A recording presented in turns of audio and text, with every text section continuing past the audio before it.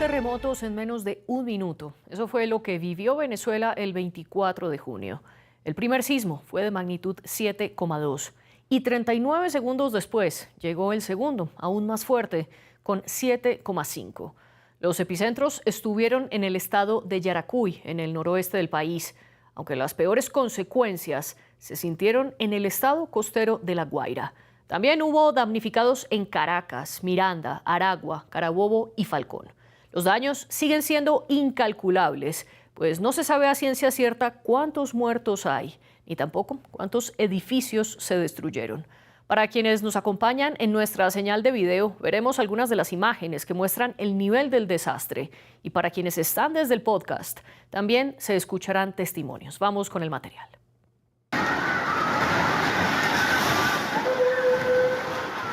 ¡Marico! ¡Mi mamá, huevón!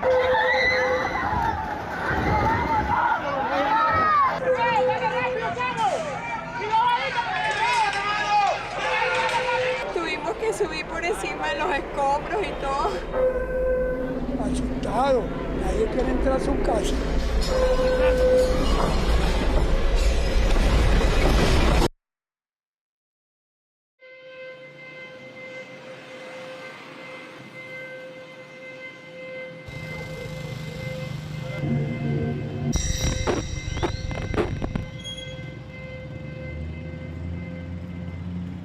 Después de ver estas imágenes y escuchar estos sonidos, nos preguntamos cuáles son entonces las consecuencias que dejan estos terremotos y qué necesita ahora Venezuela y, por supuesto, su población. Es lo que conversaremos en el debate de France 24. Yo soy María Clara Calle y le doy la bienvenida a nuestros invitados de hoy.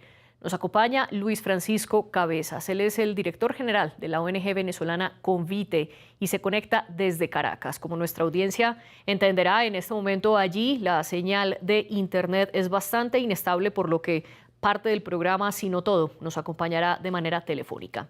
Y desde Bogotá se conecta Germán Prieto, profesor asociado en el Departamento de Geociencias de la Universidad Nacional de Colombia, investigador de la física de terremotos y la estructura interna de la Tierra. Antes de comenzar nuestra conversación, le doy también la bienvenida a nuestra audiencia. Pueden ver más material sobre todo lo que ha ocurrido en Venezuela a través de nuestras redes sociales, donde estamos como @France24-ES. Y mencionaba el podcast porque precisamente el debate de France 24 en español lo pueden escuchar a través de Apple Podcasts, Spotify, Deezer y TuneIn. Luis Francisco Cabezas, justo como decía al inicio de este programa, nos acompaña de manera telefónica. Primero quiero que nos pueda explicar un poco cómo se ha vivido todo las consecuencias de estos terremotos de Venezuela y usted particularmente, ¿cómo lo ha vivido? Bueno, muy buenas tardes, saludos. Y bueno, desde Caracas, la situación es bastante compleja, tomando en cuenta que el suceso ocurre un día feriado y a las 6 de la tarde, que suponía pues que muchas personas estaban en sus hogares, porque se suponía como prácticamente un jueves feriado que parecía un domingo, en el cual las personas ya estaban en sus hogares. Y bueno, pues eso de alguna u otra forma también fue un elemento adicional en el que muchas personas se vieron afectadas dentro de sus propias viviendas. Sí, estamos teniendo interferencias en la comunicación, pues precisamente a raíz de los terremotos, las señales tanto telefónicas como de internet están bastante inestables. Mientras logramos reconectar a nuestra señal a Luis Francisco, le doy la bienvenida también a este programa a Germán Prieto. Germán, hablaba al inicio de que Venezuela vivió 2 terremotos en menos de un minuto. Eso se conoce como un doblete sísmico. Quiero preguntarle concretamente qué es exactamente el doblete sísmico y qué tan inusual es que esto ocurra. Bueno, primero muchas gracias por invitarme a este panel de discusión. Y los dobletes sísmicos, aunque no son comunes, no son tan comunes, sí han ocurrido varias veces. En general, cuando hay un terremoto grande, el terremoto grande ocurre magnitud 7, 8, y después de ese terremoto le siguen lo que llamamos nosotros réplicas. Son terremotos de menor magnitud y que ocurren rápidamente después del terremoto grande y van disminuyendo en número a medida que pasa el tiempo. En algunas ocasiones ocurren estos dobletes sísmicos donde hay un terremoto de magnitud considerable y seguido por otro terremoto de una magnitud similar. Puede ser un poquito mayor, puede ser un poquito menor. Aunque no son tan comunes, hay varios ejemplos de este tipo de actividad o de este tipo de dobletes en el mundo. Los más recientes, el terremoto de Turquía, que ocurrió hace ya un año largo. El primer terremoto fue un magnitud 7.8, que rompió una falla como de 300 kilómetros y fue seguido 10 horas después por un terremoto 7.5 en una falla cercana en el sur este de Turquía. El terremoto de Ridgecrest, que fue en los Estados Unidos hace ya unos 8 años o algo por el estilo, 7 años, ese fue un terremoto 6.4 que fue seguido 36 horas después por un terremoto 7.1, si no me equivoco. Entonces, aunque son inusuales, sí hay varios casos de estos. Este en particular, pues fueron 39 segundos entre uno y el otro, que es menos común, pero la presencia de dobletes no es algo inusual necesariamente, no es algo que no esperemos que ocurra en zonas donde hay sismicidad de terremotos considerables.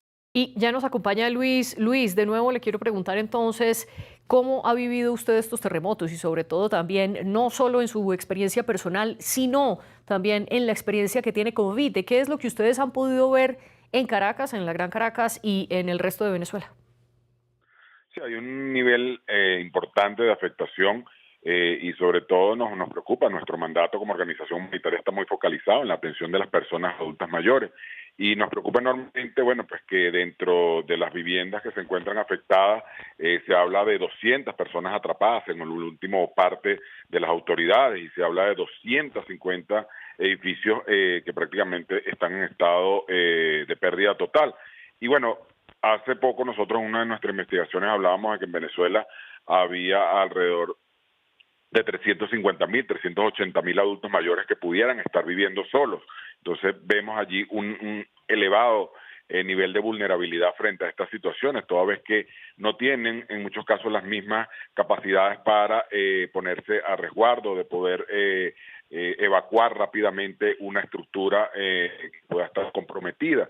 Entonces, en nuestro caso, pues nos encontramos actualmente levantando información, en primer lugar, para tratar de brindar un soporte, en principio, a todos los que son las entidades de atención de personas mayores, es decir, ancianatos, casas hogares, para ver el nivel de afectación de sus infraestructuras o del personal que está allí laborando o de alguna otra forma también de las propias personas adultas mayores. De igual forma, también esperamos levantar información para una vez pasen las primeras 72 horas, en las cuales pues la prioridad es, en este caso, pues la ubicación y el salvamento de las personas que se encuentran dentro de las viviendas comprometidas, pues poder nosotros, pues conjuntamente articulado con el gobierno, poder brindar un soporte de asistencia a las personas afectadas, que se habla aproximadamente de 2.927 familias que quedaron sin hogares. Y quiero preguntarle, Luis, en estas condiciones, ¿qué tan difícil es recabar esa información que sea más certera para poder determinar cuántas personas fueron afectadas? Y con ello me refiero tanto a las personas que fallecieron a causa de los terremotos como quienes quedaron heridas y quienes vieron afectaciones en sus viviendas, ya sea que sus viviendas colapsaron por completo o que tienen fallas estructurales que hace imposible que ellas puedan regresar a habitar. Sí, bueno, la dificultad es propia de este tipo de eventos sísmicos catastróficos, pues desde la posibilidad de acceso a las zonas de desastre se limita de manera importante, lo cual es comprensible, puesto que son zonas que todavía están comprometidas y estamos hablando de que desde el momento en que se produjo el segundo evento telúrico de 7.5 se han producido 138 réplicas. Hace pocos minutos hubo una réplica de 3 puntos en la escala de Richter. Entonces, eso hace que efectivamente viviendas que están frágiles con estas réplicas puedan seguir cediendo, lo cual pues para levantar información se hace difícil. Ahí en ese caso pues toca esperar, por eso hablo de las primeras 72 horas en las cuales se produzca todo lo que es el proceso de salvamento, de resguardo de la zona y sobre todo de alguna otra forma también de remoción de escombros y determinar de fracturar lo que puedan ser viviendas que puedan estar comprometidas para evitar que pueda haber un colapso y pueda hacer mayor daño. Entonces, la dificultad es complejo, pues, es una situación compleja. De hecho, actualmente no paso hacia la zona de Vargas, desde Caracas hacia Vargas solo están pudiendo circular vehículos oficiales, vehículos que prestan pues servicio a las personas allá, lo cual también es comprensible tomando en cuenta que se necesita que haya un protocolo que permita a las personas pues resguardar no solo sus vidas, sino las que pudieron resguardar sus bienes. En este tipo de situaciones también suelen suceder situaciones lamentables de vandalismo, de saqueos, y por tanto pues lo primordial es resguardar no solo la vida de los que están comprometidos, pero también que pudieran estar en sus viviendas pues a merced de este tipo de acciones lamentables. Usted hablaba que desde los dos terremotos se han presentado 138 réplicas. Esa es la información que ha dado Jorge Rodríguez, el presidente de la Asamblea Nacional. Y esa información es la que dio al mediodía del 25 de junio, es decir, poco menos de 24 horas después del primer doblete sísmico. Germán, quiero regresar con usted porque usted ponía varios ejemplos de otros lugares del mundo que también han tenido dobletes sísmicos. Incluso en Venezuela hubo un doblete sísmico en septiembre de 2025 que no fue de la gravedad del actual, del que presentó ese 24 de junio. Pero la característica que usted mencionaba es que normalmente un sismo ocurre horas después del primero. Mencionaba usted el ejemplo de Turquía, que el doblete se había producido 10 horas después del primer terremoto. Aquí esa diferencia, como usted bien lo marcó y como lo mencionábamos al inicio del programa, fue de 39 segundos. ¿Qué tan habitual es que el lapso sea tan corto y sobre todo esto puede aumentar los daños? Em, este es un ejemplo inusual en el que dos terremotos de magnitud considerable están tan pegados en espacio y tiempo. Incluso uno podría considerar que es, digamos, después de analizar los datos más adelante, pues habrá tiempo para hacer eso, pero se podría considerar que es un terremoto que tiene dos subterremotos enseguida, porque pues 40 segundos, un terremoto magnitud 7 puede durar aproximadamente entre 20 y 40 segundos. Entonces, antes de que se acabara uno, ya estaba empezando el otro. Eh, entonces, la cercanía en tiempo es bastante inusual. Ha habido otros dobletes, de pronto no de una magnitud tan grande como esta, pero ha habido otros terremotos que han tenido pares o dobletes que sí están pegados en tiempo relativamente corto. En Hindu Kush, en Afganistán, por ejemplo, hubo un terremoto profundo que tuvo un terremoto, no sé, magnitud 6,5 y seguido inmediatamente por un 7,5. Entonces, ese tipo de eventos inusuales existen, algunos ejemplos. Yo no creo que necesariamente sea el daño sea mayor o menor. De hecho, para efectos la respuesta, em, la respuesta a los daños y a las pérdidas de vidas humanas y lo que están haciendo y estamos presentando ahí en pantalla, estamos viendo en pantalla, la respuesta no es muy diferente cuando los dos terremotos están tan pegados. Pues básicamente un terremoto un poquito más grande cuando se suman los dos. Lo que sí es importante notar es que, y es algo que esperamos que siga sucediendo, es que va a haber más réplicas. En general, estas réplicas deben ser más pequeñas magnitud, pero podemos esperar por lo menos algunos terremotos magnitud 5 y de pronto algunos magnitud 6, que aunque no son tan desastrosos como 7, pero si ya la infraestructura está disminuida en su resistencia por el terremoto 7, un terremoto de menor magnitud, pero un 6 o un 5 puede ser algo que tengamos que tener en cuenta en las próximas horas y de pronto en los próximos días. Además de este par de terremotos que ocurrieron recientemente en Venezuela, la historia con los sismos es de vieja data. En la historia moderna, por lo menos en las últimas décadas, el más fuerte de ellos fue uno que hubo en 1967 con una magnitud de 6,6, que normalmente es el que más recuerdan los venezolanos y el que hasta este momento había sido el peor terremoto de la historia moderna del país. Además, estaba ese doblete sísmico que ocurrió en septiembre de 2025 en el estado de Zulia y cuya magnitud fue de 6,2 y 6,3. También hubo otros como el terremoto de Cariaco en 1997 con una magnitud de 6,8 y otro en el estado de Mérida en 2015 con una magnitud de 5,9. Luis Francisco, quiero preguntarle si dentro de lo que usted recuerda es quizás el peor terremoto que ha pasado en Venezuela. Sin duda alguna es uno de los terremotos más devastadores, sobre todo por no solo la magnitud en la escala de Richter, sino también en la duración que tuvo este evento. Como vimos, fue un evento gemelo y bueno, personalmente lo viví y parecían minutos, segundos eternos, parecía una situación que cuando pensamos que ya estaba pasando, pues arrancó el siguiente sismo y la verdad pues yo sí creo que es uno de los eventos más devastadores. La zona de Vargas ha sido declarada zona de emergencia y bueno, pues estamos hablando también que se vinieron, así sería la magnitud estamos hablando de edificios que están en zonas de playa, en una zona relativamente, digamos, podríamos estar hablando de una zona turística con muchos condominios de tipo de playa, y que muchos de ellos no eran de vieja data, habían unos que sí, pero otros no tanto, lo cual revela pues la magnitud del movimiento y sobre todo algo que comentaban acá algunos que expertos del tema, como el geólogo que nos acompaña, de que sus epicentros fueron muy superficiales y que de alguna otra forma eso pudo haber también hecho que se amplificara mucho más fuerte la onda y como te digo, pues afectó incluso a edificios totalmente comprometidos, edificios que no son de vieja data.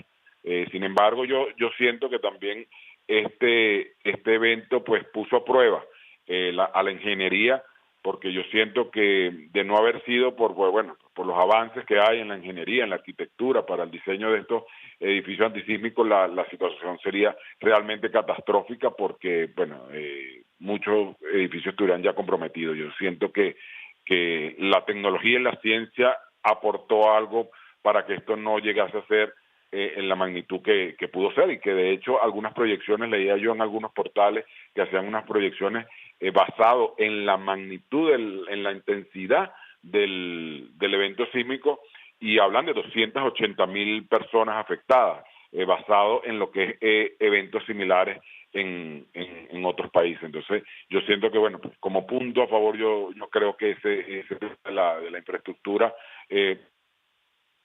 creo que eso ayudó.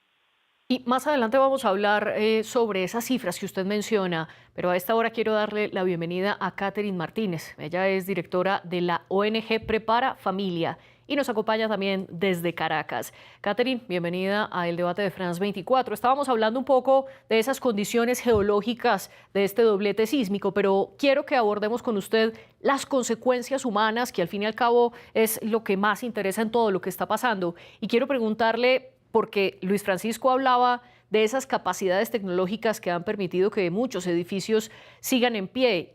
¿Ese componente se comparte en todo el país o es algo más característico de la Gran Caracas? Y le pregunto especialmente por el estado de La Guaira. Las imágenes que hemos obtenido muestran un alto nivel de desastre. ¿Tiene La Guaira la misma capacidad arquitectónica y también socioeconómica que la Gran Caracas para hacerle frente a estos terremotos? Sí, es complicado. Buenas tardes. Porque el estado de La Guaira tiene una situación distinta porque además son apartamentos de playa en muchas de las ocasiones, muchos de los edificios, y ese tipo de apartamentos, muchos de ellos estaban vacíos, otros sí estaban ocupados, sobre todo porque era un día feriado, y además tienen, en su mayoría, no tienen el mismo nivel de la tecnología, vamos a decir así, aplicada en esos edificios como los de la capital. Pero es preocupante porque realmente el impacto ha sido grande, porque a esa hora ya estaban muchos viendo el fútbol que iba a comenzar, mucha gente estaba de día feriado en esta zona y realmente estamos preocupados por el impacto que ha tenido en las familias. La gente está desesperada tratando de buscar a su familiar. Han viajado al estado La Guaira para ver si pueden lograr conseguir a su familiar. Y bueno, realmente estamos viendo estas imágenes, cómo la destrucción ha sido masiva en este caso. Y es distinto que en el caso de la capital, que ha sido algunos casos más puntuales, ¿no? Entonces, realmente es una situación que La Guaira, en su caso concreto, hemos estado preocupados ya. En otras oportunidades La Guaira también ha sido muy castigada y ahora con este terremoto que ha sido tan fuerte para una comunidad que de por sí ya tenía un nivel de vulnerabilidad y ahora encontrarse con un impacto tan importante como este. Y justamente para quienes están en nuestra señal de video, las imágenes que veíamos mientras Catherine hablaba son especialmente de La Guaira. Catherine, quiero preguntarle sobre esas cifras. Ya lo mencionaba anteriormente Luis Francisco, que hay estimaciones mucho más altas de las que está diciendo el gobierno sobre los fallecidos. El reporte que se tiene de nuevo sobre el mediodía del 25 de junio por parte de Jorge Rodríguez, el presidente de la Asamblea Nacional, es que las autoridades venezolanas hablan de 188 fallecidos. Sin embargo, basado en modelos, no en información en terreno, el Servicio Geológico de Estados Unidos dice que esta clase de terremotos puede ocasionar entre 10.000 y 100.000 muertos. Una cifra, por supuesto, muy diferente a la de 188. Y de otro lado, Jorge Rodríguez habla de 157 desaparecidos. Una vez ocurrió el terremoto, diferentes venezolanos dentro y fuera del país crearon múltiples plataformas. Una de las más nombradas ha sido desaparecidos-terremoto-venezuela.com, para que cada uno de los venezolanos que está buscando a alguien pueda reportar a su pariente, a su conocido, con nombre, edad e incluso una fotografía. Tan solo ese portal tiene datos de 41.000 personas desaparecidas. ¿A qué se debe esta diferencia tan abismal entre las cifras? Bueno, también quiero recordarles que tenemos un Estado que ya por décadas su impronta ha sido la opacidad. O sea, las cifras siempre han sido muy alejadas de la realidad. Y bueno, esperamos que en esta oportunidad la claridad y la sinceridad en las cifras se acerquen más a la realidad, porque bueno, necesitamos los familiares, las personas que han sido afectadas, necesitan saber dónde está su familiar, en qué lugar se encuentra, si realmente falleció, nombres y apellidos, información, edad, si está hospitalizado. Están circulando listas de organizaciones que están colocando allí los nombres, apellidos, edad de las personas que están hospitalizadas en hospitales públicos, que provenientes de La Guaira. Entonces, hay otras fuentes de información que nos están hablando de números más importantes. Y bueno, nosotros esperamos que no sea así, pero es lo que estamos viendo. Y nos preocupa muchísimo porque, bueno, hemos tenido ya varios temblores. Los edificios, como ven ustedes en estas imágenes, están muy afectados. Y bueno, era un día feriado, como les decía antes, en Venezuela. Y había algunas personas allí que habían ido de visita por temporada o que eran habitables porque eran edificios que realmente eran de vivienda. Hay de todo allí, hay una mezcla. Entonces, es bien preocupante, sobre todo por el impacto para las familias que están desesperadas en otros estados, tratando de ver dónde está su familiar. A nivel humanitario, esto tiene un impacto importante. Por eso la mayoría de las organizaciones han colocado una línea de atención de primeros auxilios psicológicos para distintas poblaciones, mujeres, niños, niñas, adolescentes, adultos mayores, etcétera, para que las personas que están en esta situación puedan conectarse y recibir primeros auxilios psicológicos, porque es una situación muy dura para la familia, para las personas que están buscando una respuesta, dónde está su familiar. Hay personas que inclusive se han ido directamente al estado de La Guaira a buscar a su familiar. Todo esto complica el tránsito, complica la situación, así que mientras más claridad en las cifras, en lo que está ocurriendo, en la información que se dé, tendríamos entonces más tranquilidad también de la población. Entonces es importante que se sinceren las cifras y que haya realmente una información clara para la población. Tuvimos un problema con la conexión de Luis. Apenas regrese, por supuesto, también le preguntaré sobre este punto. Germán, quiero regresar con usted y preguntarle si conoce esos detalles del Valle del Yaracuy, donde ocurrieron estos epicentros de los terremotos. Pues hasta donde tengo entendido, también las condiciones geológicas del terreno donde se construyeron las edificaciones contribuye al daño y a la devastación que estamos viendo, pues muchas de ellas fueron construidas sobre sedimentos del río Orinoco. ¿Cuáles son las particularidades geológicas del Valle del Yaracuy y también de Venezuela? Porque hasta donde tengo entendido también hay dos placas tectónicas que atraviesan al país. Claro, digamos, el norte de Sudamérica tiene, presenta la interacción entre dos placas tectónicas.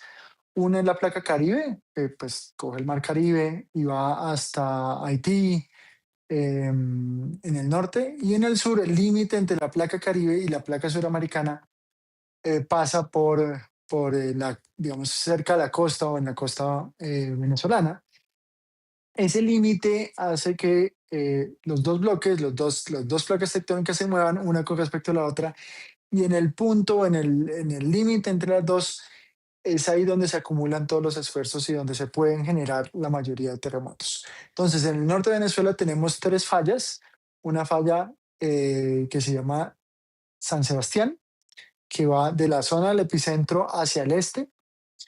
En ese mismo punto sale una falla que se llama Oca Ancón, que va de los sismos, de la zona de los sismos hacia Colombia, hacia el oeste.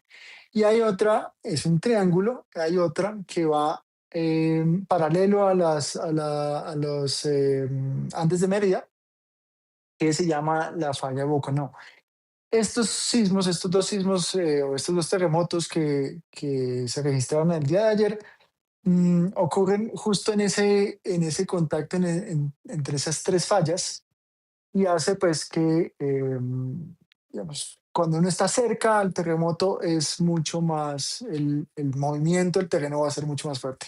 La distancia ayuda a que, digamos, aunque, por ejemplo, yo vivo en Bogotá y hubo gente aquí en Bogotá que sintió un poco la vibración de los sismos, en particular en edificios altos, pero los daños pues está muy lejos. Entonces, entre más cerca esté uno del terremoto, más probable es que la vibración del terreno sea mucho mayor. Entonces, esa es la parte de por qué están los sismos ahí, por qué ocurren estos sismos. Venezuela es un país sísmicamente activo y estas son tres de las grandes fallas que atraviesan el país y que se deben al contacto entre la placa Caribe al norte y la placa suramericana al sur. Entonces, uno es la distancia de la falla. Lo otro es que estas fallas son fallas superficiales, fallas someras, que van desde la superficie hasta algunas profundidades de 20 a 30 kilómetros. Y es ahí donde se concentran los terremotos, son terremotos superficiales. Hay otras zonas en el mundo donde los terremotos son profundos, que pueden llegar hasta los 700 kilómetros de profundidad. Ese mismo terremoto, magnitud 7 o 7,5 a 700 kilómetros de profundidad, genera muchísimos menos efectos o daños, generalmente, muchos menos daños que un terremoto que esté cerca de la superficie. Entonces, un terremoto de magnitud 7, 7,5, como los que vemos, tiene, y especialmente si está cerca de la superficie y pues si hay ciudades cerca de la falla, pues van a verse mucho más afectadas. Adicionalmente está la geología, es decir, dónde estamos construyendo, y buena parte del norte de Venezuela está construido sobre sedimentos que depositó el río Orinoco en toda su historia. Y entonces esos sedimentos son un poco más blandos que las rocas rígidas que hay en el este de Sudamérica. Y eso hace que las ondas sísmicas duren más, se queden vibrando más, queda como una gelatina, se mueve un poquito más o dura más esa vibración.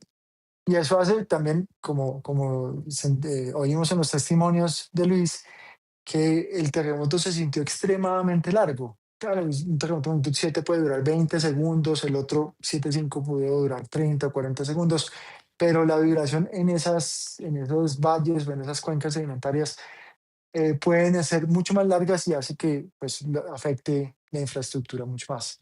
En particular Caracas, y muy cerca de la playa, hacia la costa de Caracas, es una cuenca sedimentaria que es bastante profunda, puede tener 300 hasta 500 metros de profundidad, si no me equivoco, y eso hace que digamos, el material se sacuda un poco más fuerte y se sacuda con unas frecuencias que pueda afectar edificios de mayor altura con mayor probabilidad. Luis Francisco, usted ya nos acompaña y quiero preguntarle qué opina usted de esa diferencia entre las cifras tanto de muertos como de personas desaparecidas y hasta qué punto el hecho de no tener una información precisa puede afectar o entorpecer la ayuda humanitaria. Sí, bueno, debemos también considerar que ni siquiera apenas pues en breves minutos son las primeras 48 horas del evento, entonces la recopilación de la información está pues prácticamente se está actualizando cada 4, cada 6 horas. La proyección de la que hablábamos es una proyección final. No sabemos, como dice aquí la misma información que compartieron, más de 200 personas se encuentran tapiadas, identificadas y otras 157 se encuentran desaparecidas. Yo siento que con el pasar de los días pues esa cifra se va a ir sincerando, pero sí, efectivamente necesitamos que haya una data certera, porque esa es la única forma que tenemos para el diseño de lo que van a ser los protocolos de recuperación. Primero, en este caso, de brindar asistencia. Tuvimos de nuevo problemas con la comunicación de Luis. Quiero ir con usted, Catherine. Previamente aquí en France 24 hicimos un especial sobre los terremotos en Venezuela y contamos con con la gerente de comunicaciones de la Cruz Roja para toda América Latina. Y ella enfatizaba algo, decía que ningún país está preparado para afrontar de manera solitaria un desastre como estos. Partiendo entonces de ese concepto que viene incluso del Comité Internacional de la Cruz Roja, sí quiero preguntarle, Catherine, ¿qué se necesita en este momento de Venezuela? Múltiples países del mundo han prometido ayudas, desde enviar rescatistas experimentados en la búsqueda de personas hasta contribuir con dinero o con alimentos. Usted que está en Caracas, ¿qué es lo que necesitan los venezolanos afectados en este momento? Sí, necesitamos exactamente ese tipo de apoyo. Necesitamos que envíen las brigadas. Sabemos que deben estar por llegar porque ya han avisado de varios países que están por llegar brigadas especializadas en salvamento, en este tipo de rescates, ¿no? Especializados. Y además, también, por supuesto, necesitamos insumos hospitalarios, que se trabaje todo el tema de salud, de nutrición, de alimentación, porque el costo de la vida en Venezuela es sumamente alto. Las personas en este momento y siempre, pero cada día, con el aumento del dólar, reciben un impacto muy grande en lo que significa la adquisición de alimentos. Y cuando llegamos a un momento como este, en el cual, bueno, estamos todos impactados por lo que acaba de ocurrir, familias que tienen personas que están en estos lugares, en el estado de La Guaira y en otros, y que no los encuentran y que tienen que desplazarse y no tienen la manera, no tienen ingresos suficientes para adquirir los alimentos, para adquirir los insumos que requieren. Conocemos también que el sistema de salud está fraccionado y que tiene muchas deficiencias y carencias, y todo eso se suma para que entonces estas familias en Venezuela cada día tengan más vulnerabilidad, y después de esta sobrecarga con un impacto tan fuerte como el que hemos vivido el día de ayer, nos lleva a realmente solicitar encarecidamente a nivel de emergencia, a nivel humanitario, que el compromiso de los países, de las organizaciones, aumente. Necesitamos realmente de una manera rápida el aporte pues, de muchas organizaciones, no solamente de insumos, sino también de apoyo financiero, apoyo técnico y de gestión de riesgo. Y Luis, nos queda un solo minuto y le quiero preguntar precisamente qué necesita Venezuela, sobre todo pensando también a largo tiempo. Bueno, fundamentalmente pensando en este episodio y que teniendo en cuenta que son episodios que son cíclicos, requerimos primero que nada la recuperación, es decir, salvar la mayor cantidad de vidas de las personas que hayan sido afectadas, pero desde el día en que logremos la total recuperación del siniestro, hay que trabajar la gestión de riesgo. Hay que trabajar la gestión de riesgo a nivel comunitario. Hay que preparar grupos a las personas que se encuentran en zonas de riesgo, en zonas cercanas a ríos, en zonas Sí. sísmicas. Y eso va a seguir ocurriendo porque es la naturaleza y como tal nosotros debemos adaptarnos a la naturaleza, no la naturaleza a nuestra forma de vida. Entonces hay que preparar a las personas, hay que tener cultura sísmica desde la escuela para poder afrontar lo que son estos episodios que cada 20, 30, 50, 60, 100 años van a ocurrir, pero en la medida que trabajemos la cultura de prevención del riesgo, en esa medida salvaremos vidas. Siempre será más económico invertir en la prevención que en la reacción. ¿Por qué? Bueno, porque la reacción es episódica, nos atropella la urgencia, en cambio la prevención podemos ir preparándonos para ese tipo de episodios. Luis Francisco Cabezas, lo interrumpo porque lastimosamente se nos ha acabado el tiempo, pero le agradezco a usted y también a Germán Prieto y a Catherine Martínez por hacer parte de este programa. La jefe de edición fue Janet Bustamante y la productora de invitados Melissa San Miguel. Ustedes continúen con nuestra señal y toda la información respecto a Venezuela y el resto del mundo en France 24 y France24.com.